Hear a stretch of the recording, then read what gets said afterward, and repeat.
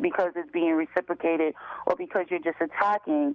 You make the choice to either be that way or not be that way. Yes, I made the choice not to be that way. Thank you so much, Toya, for coming on and sharing with us. I really appreciate it. We really appreciate it. We hope someone has been helped by your testimony. And let me tell you all, she's a wonderful, wonderful mother and a great human being. And the girl is smart. We had it going on up in African American literature class. Love you, sweetheart. God bless you and have a blessed day. Continue to listen. We're going to open up the lines again.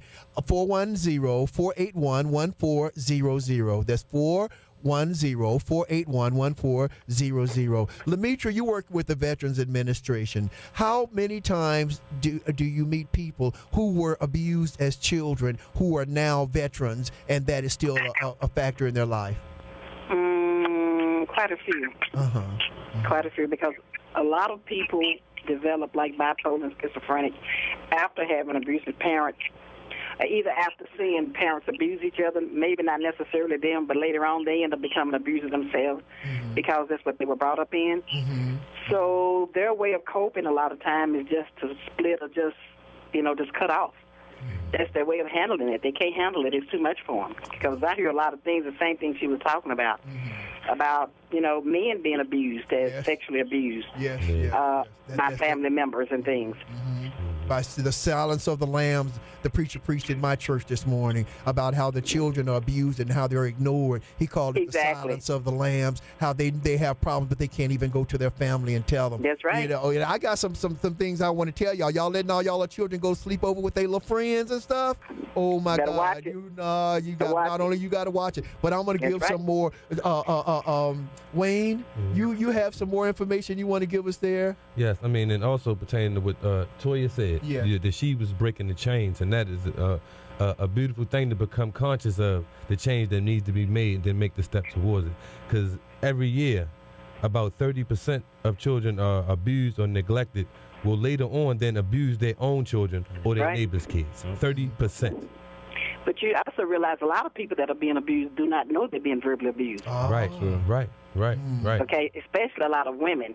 Men too, but most women don't know they're being verbally abused. And they don't. Right, like the B word. You know what I mean? Exactly. We can't say it on the station, but everybody know what we're talking about. And the N word. These are all words that we made like just the norm, right? Regular. Just everyday words.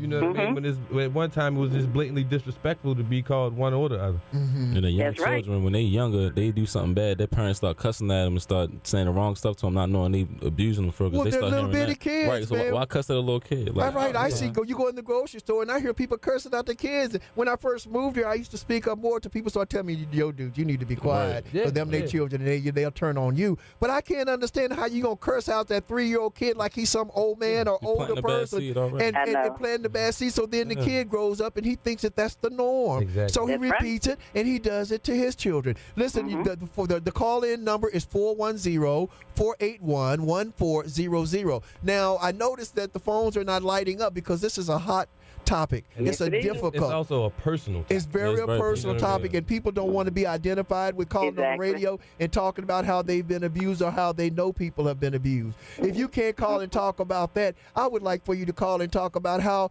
you think that the world might change, what we can do to stop this. Y'all, we are killing our people. We're destroying our people. We're in the midst of the biggest genocide of our own people. It's getting so bad that even the NAACP is coming back alive. This is the first thing they've talked about for the first time in ages. I read yesterday, heard on the news, that they're getting ready to come and fight the Tea Partiers. Well, we need somebody to step up. Somebody needs to step up to the plate. You know what I mean? And another thing, and not just the children, like she was saying, Toya was saying, just the domestic abuse between her and her spouse is another major problem. 33% of fatalities of black women in our community are because of an argument with their partner. Or husband. Or a husband, right. 33%. You know what I mean? And you know why? Why is that? Why? Because it's a way of controlling and manipulating.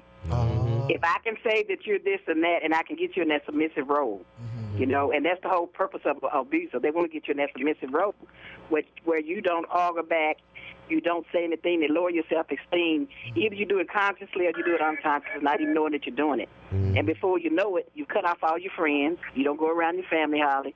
You don't go around anybody. They have you all to themselves. Right. And I've seen a professor that said that black men don't know how to express themselves verbally to talk something out. They have to go to the fist. Like, that's the first thing they go for, and which is kind of an insult, because looking at he was white. Man, how you going to say that about brothers?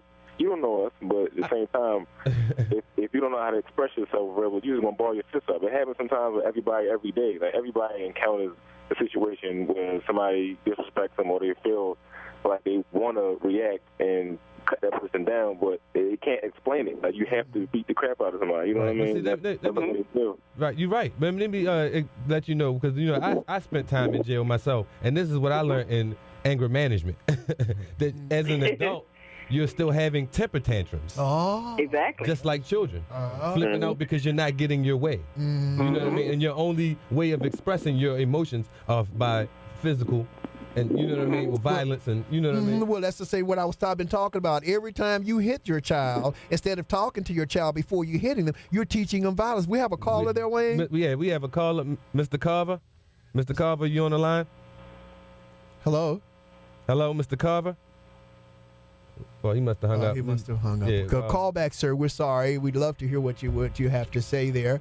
Violence. It starts at home. But Desi, you were saying if there was a professor. What else did he have to say? Anything else alarming that you want to bring to us?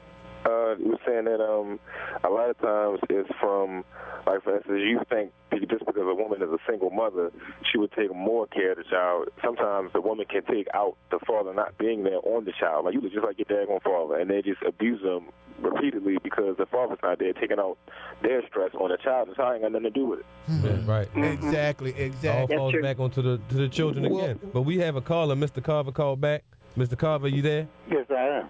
How you doing today, sir? All right. I got cut off, I believe. We're sorry. So sorry. Welcome. Do you have a comment or question? Yes, I do. Okay. And my comment is in reference to abuse and what we really call abuse. Now, I came up from the old school. I'm a 70-year-old. And the fact is, what we call abuse nowadays in the day of my time was really a blessing. You know what I mean? The thing is, if your parents at the time when I came up could not handle you, then you were just a lost cause.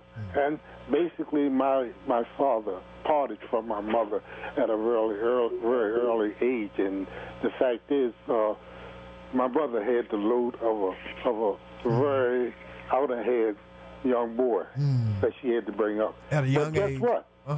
Guess what?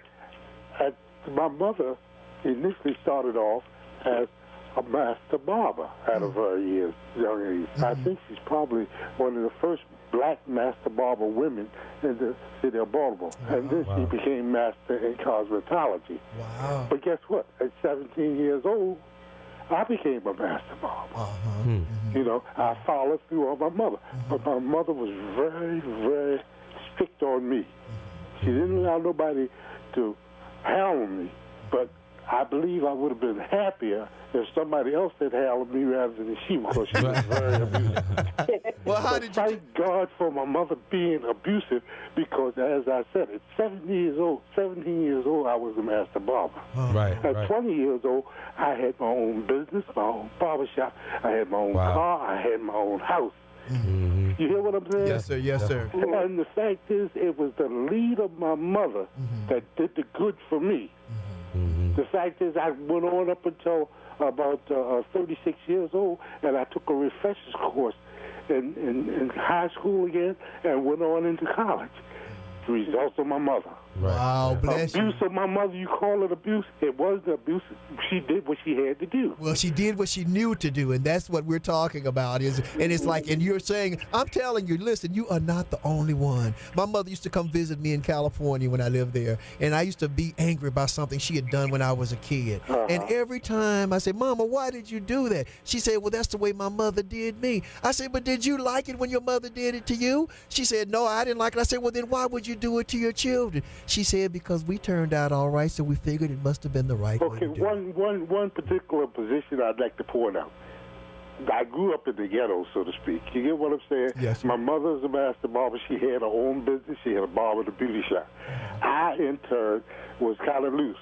I was shooting dice in the alleys and doing all the wrong